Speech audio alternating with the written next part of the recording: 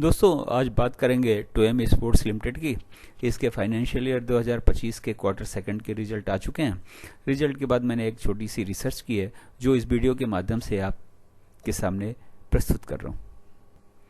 Company 1985 में incorporate हुई थी। 10 रुपये था फेस वैल्यू शेयर का पब्लिक इशू के टाइम पे। कंपनी स्पोर्ट्स के फील्ड में है, फिटनेस के फील्ड में, फैशन के फील्ड में, फिल्म्स के फील्ड में, एंटरटेनमेंट के फील्ड में और ढेर सारे स्पोर्ट्स का प्रोडक्शन करती है और प्रमोशन करती है।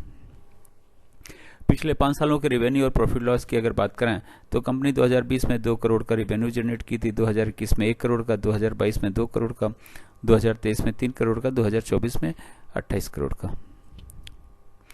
और प्रॉफिट की जहाँ तक बात करें तो 2020 में 0 था, 2021 में 0 था, 2022 में 1 करोड़, 2023 में 12 करोड़ का लॉस था, 2024 में 9 करोड़ का प्रॉफिट था। डेट टू इक्विटी रेशियो की बात करें तो कंपनी कर्ज मुक्त है, कंपनी के ऊपर कोई कर्ज नहीं है। क्वार्टरली रिजल्ट्स की अगर बात करें तो 2023 में कंपनी ने 3 करोड़ का रिवेन्यू जनरेट किया था और 47 लाख का लॉस था। सितंबर 23 में करीब 1 करोड़ 94 लाख रुपए का रेवेन्यू जनरेट किया कंपनी ने, 1 करोड़ 20 लाख रुपए का फायदा था। दिसंबर 23 में 19 करोड़ 68 लाख रुपए का रेवेन्यू कंपनी ने जनरेट किया था और 5 करोड़ 64 लाख रुपए का फायदा था। मार्च 24 में 3 करोड़ 26 लाख रुपए का रेवेन्यू जनरेट किया कंपनी ने और 2 करोड़ 8 लाख रुपए का फायदा था। जून 24 क्वार्टर में 3 करोड़ 26 लाख रुपए का रेवेन्यू जनरेट किया कंपनी ने और 3 करोड़ 63 लाख रुपए का फायदा हुआ। सितंबर 24 क्वार्टर में 49 लाख का रेवेन्यू जनरेट किया कंपनी ने और 3 करोड़ 88 लाख रुपए का घाटा हुआ। तो फाइनेंशियल ईयर 2024 के 2 क्वार्टर जून 23 और सितंबर 23 को अगर जोड़ दें तो लगभग 5 करोड़ का रेवेन्यू जनरेट किया कंपनी ने और करीब 70 लाख का प्रॉफिट था। अब उन दोनों क्वार्टर्स को जो फाइनेंशियल ईयर 2025 के 2 क्वार्टरों को अगर जोड़ते हैं, जून 24 और सितंबर 24 क्वार्टर को जोड़ते हैं तो रेवेन्यू करीब 3.25 करोड़ का, मतलब पिछले दोनों क्वार्टर को अगर जून 23 और सितंबर 23 को जोड़ते हैं तो लगभग 5 करोड़ का रेवेन्यू और ये लगभग 4 करोड़ का रेवेन्यू। उसमें 70 लाख का प्रॉफिट हो रहा था 2 क्वार्टरों में, इसमें घाटा हो रहा है, मतलब लगभग 20 लाख रुपए 17 लाख रुपए का 17 से 20 लाख रुपए का घाटा हो रहा है।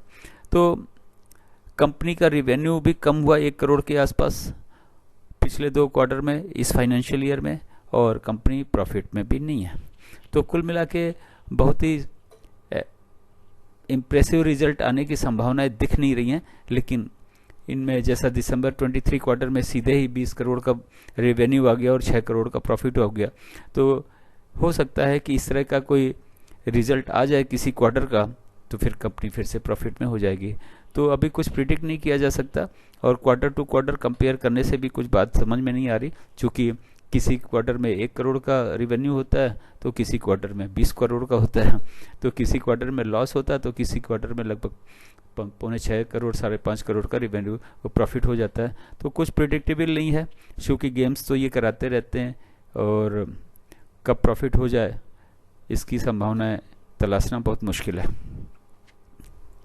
एफआईएस के शेयर 0.21% है, डीआईएस के शेयर 0% हैं और पब्लिक के शेयर 99.679% है, प्रोमोटर के शेयर 0% है।